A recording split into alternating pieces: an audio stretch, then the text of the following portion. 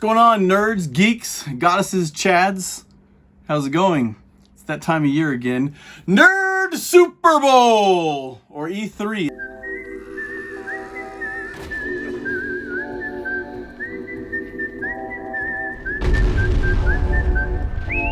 What's going on, Xbox?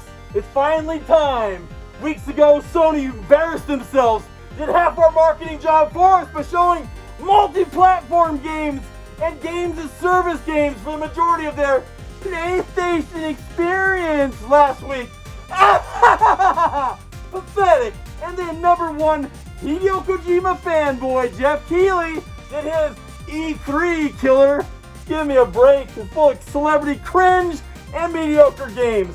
It's time for the big dog, the Xbox, to come out and show what real games look like on real hardware. Xbox and Microsoft have always ruled the hardware market. They did the Zune, they did the Windows Phone. They've always been the best.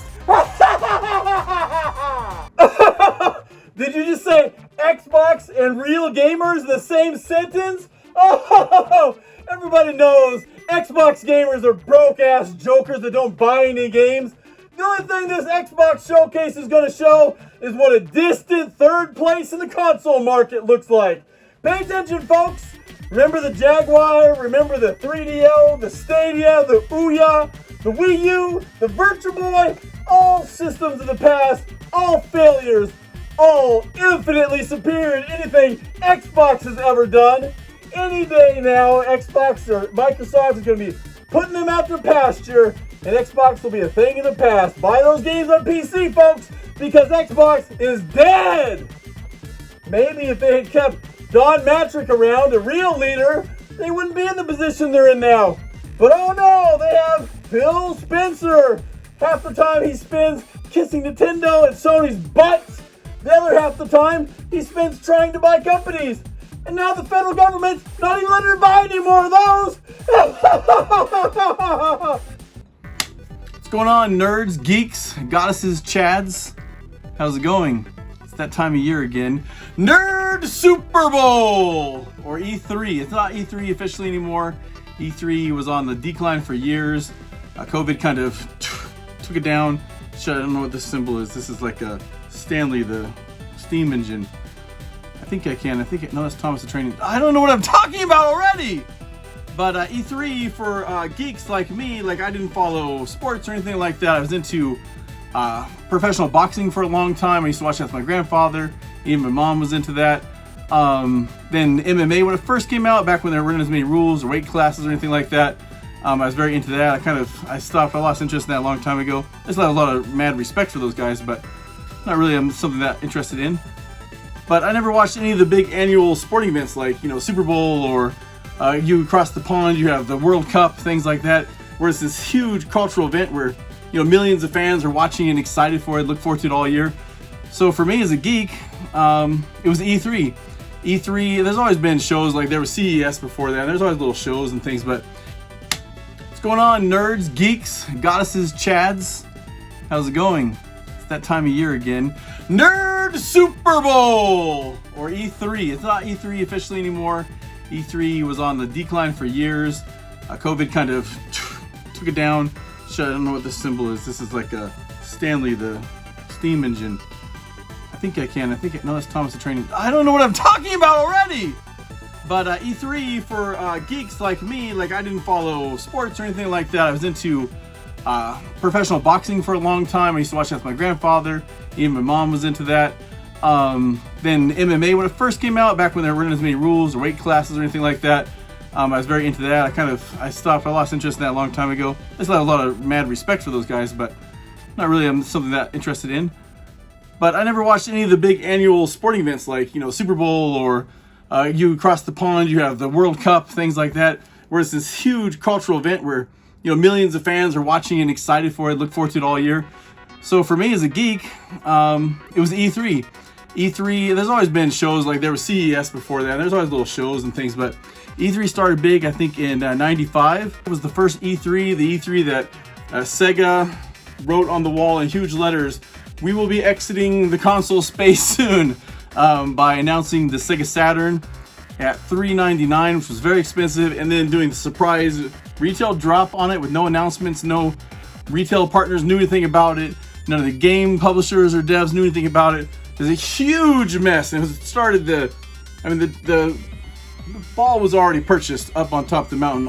It was teetering on the edge, but that Sega E3 announcement really started that ball down the hill that would end up killing off Sega as a console powerhouse. Then I think it was Jack Tritton at the time, I'm not sure, but after Sega did their conference on the first E3 ever, Sony took the stage, and like I said, I think it was Jack Tritton. I could be totally wrong on that, but he walks up to the mic. The guy representing Sony walks up to the mic, simply says $299, drops the mic and walks away. Crowd goes wild. Not only was the PlayStation, who had already been rumored for months to be technically superior than the Saturn in 3D graphics, and it somewhat was true. It was more capable on a 3D like polygons and manipulation of polygons and things like that. But really, the Saturn was a fucking beast as well. It's just it was really complicatedly designed. It had dual processors, and anyways, it's a long story, but it was $100 cheaper, more powerful. It had the hot newness to it. So Sony entering the video game market for the first time and everything. So everybody's excited, and it was gonna have a proper launch in the fall, like Sega was announcing theirs was going to be, and then all of a sudden they said, "Oh, surprise! It's available right now." Which, lucky enough, I actually got mine. I was in the mall. I wasn't watching. We didn't have YouTube or anything back then, so I wasn't watching E3 live. But I was actually happening to be in the mall for something that day. I was on my lunch break from work, or maybe I was off work already, and I went into this one entrance in the mall I always went into. There was the Babbage's downstairs, the big Babbage's. I went into Babbage's, and there's these boxes of Sega Saturns all over the place, and then they had some of the games up there. They had like Panzer Dragoon and Daytona USA, a couple other games. I was like, what the heck? Is this thing out? So I talked to the guys, like, why are you guys marketing it so early? No, it's out today. It's like, oh, this is fantastic. So luckily I was a kid that didn't have anything to spend his money on, so I had some money saved up, and I've been working for a long time, so I had a lot of money saved up already. So I was able to buy a Saturn. I think I got Daytona USA, Panzer Dragoon. I had to have gotten something else. Virtua Fighter came packed in with it. I could be totally misremembering that. I'm pretty sure it came packed in with it. I know eventually it came packed in with the Virtua Fighter Remix, which was like the texture mapped version of Virtua Fighter, which was a lot better. But yeah, that E3. So after that, E3's always been a huge event for the industry. All the different, and like I said, over the past few years, they've been pulling away. They've been doing their own shows. Microsoft does their own show. Sony does their own show.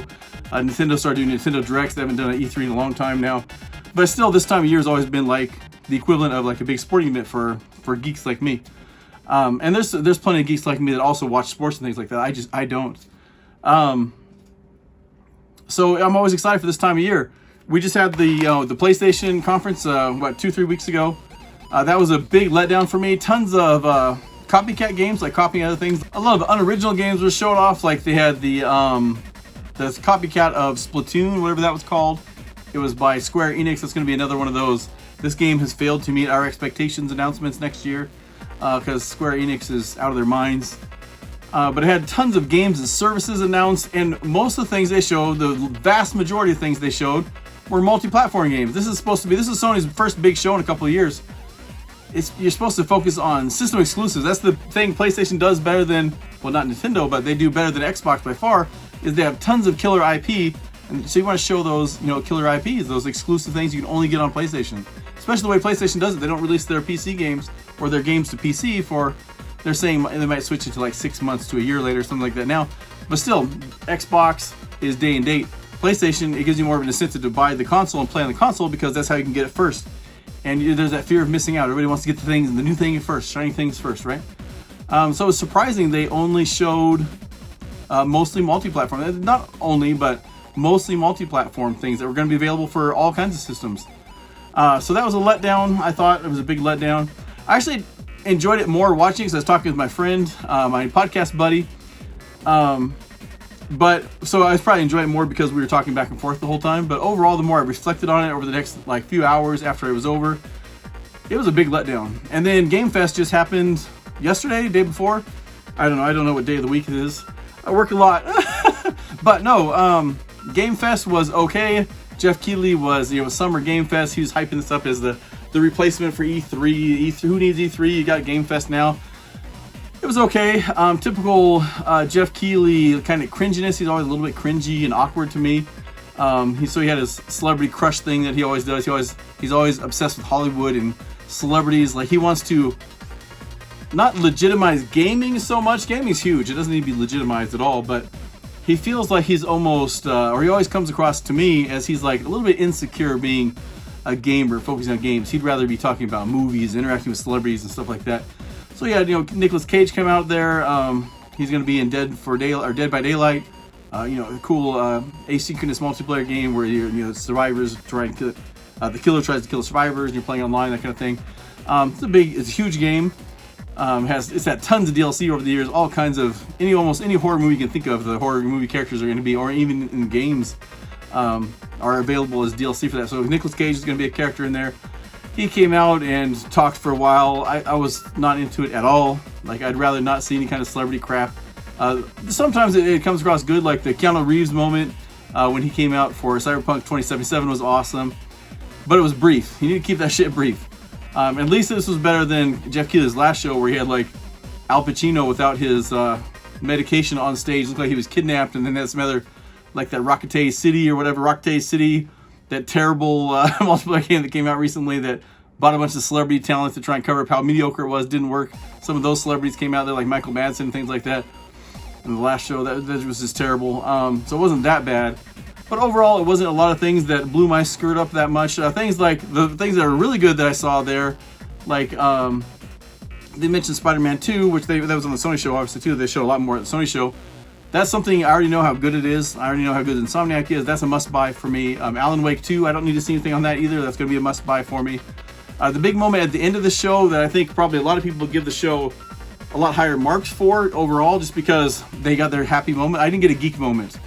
But was Final Fantasy VII Rebirth, the sequel to Final Fantasy VII's remake, the second part of their 3-part thing they're doing there. So that was awesome for people that are into that. I haven't got into it yet. I bought the first one. I haven't played it yet. So that was awesome. But that's 2 shows this summer. There's only 3 big ones that I really care about. Well, I don't really even care about Game Fest that much, but just because Keighley was hyping it up so much to be E3's replacement. But I care about the Sony show and the Xbox show. Those are my 2 big shows. So Sony show was a big letdown for me. I didn't get any of my geek moments. Like, I want some weird geek things. Like, I want a remix or a remaster, not a remix, but a remaster or a remake of Fighters Mega Mix. I want Sega to come out with a sequel to Toy Commander 2. I want a simple one. Like, I want Rockstar to do a Gen 9 enhancement for Red Dead Redemption 2, which has sold crazy numbers of copies. They have a PC version already. We just need a 60 frame a second 4K version. Maybe put a little bit extra foliage in there, put a little higher texture quality in there, and release that thing. I'd gladly pay $60 for it again, brand new. I'd pay $70 for it even, because Red Dead Redemption 2 is fantastic. And then more far out things, like I would like the Red Dead Redemption 1 remake on the Red Dead Redemption 2's engine, that kind of thing. So none of that has happened. I haven't had my geek moment yet. So Xbox, and that's 2 strikes now out of the 3 shows that I've watched. So my expectation for the Xbox One has gone way down, my hype level, just because I've been disappointed 2 shows in a row now. So I'm still hoping for the same things. I want to see a Skies of Arcadia remake. I want to see a remaster. I want to see Shining Force 3 collection remastered and translated in English for the first time. There's a million things that I really like. They just totally blow my socks off as geek moments. Why not do a Seaman reboot or even a remaster? That game could look just like it is right now, but still be fantastic. Such a quirky little unique experience. Jet Set Radio, Crazy Taxi, Space Channel 5. There's so many IPs Sega has that they sit on, do nothing with. It's frustrating as a huge fan of Sega. I'm obviously wearing my Sega and Nintendo font shirt here, but those are the geek things that I'm really looking forward to.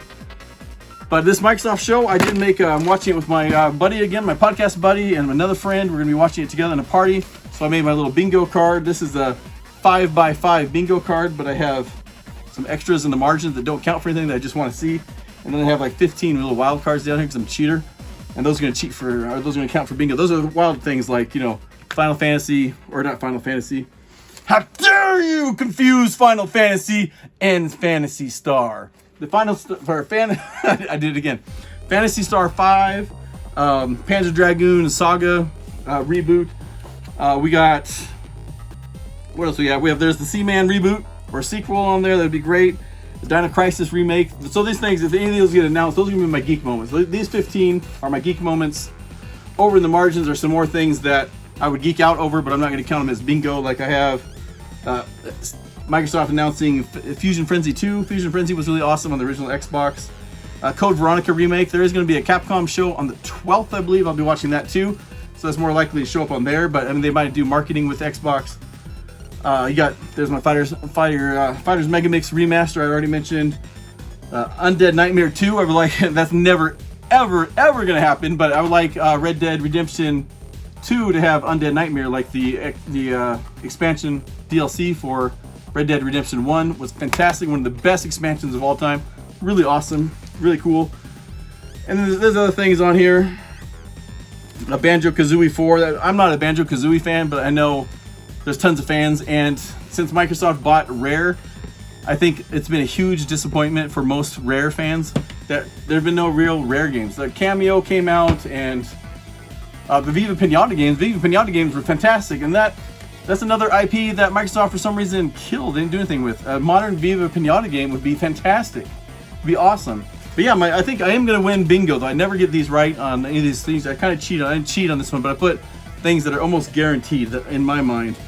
Like, so right in the middle of my bingo chart is going to be, since they own Bethesda now, and id Software hasn't done anything since Eternal, I want to see a Quake reboot. And then other ones that I think are really likely, like I think they'll announce they always announce, it seems like some new kind of cities or planes for Flight Sim. So Flight Sim expansion, that's an easy one. Up here, that is something I can't read upside down. Oh, so Machine Games, I know they're mostly working on the Indiana Jones game, which is on my list as well. But Wolfenstein 3, it's time to see Wolfenstein 3. That'd be fantastic. I'm sure they'll announce something Age of Empires related. Avowed, that one I doubt if it's going to show, maybe it will.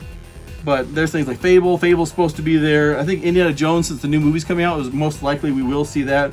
Cyberpunk's Phantom Liberty expansion. I think they still have the marketing with Xbox. They probably are not super friendly with PlayStation these days, since PlayStation pulled the game off their store since it was so buggy at launch for a long time. It was off the store.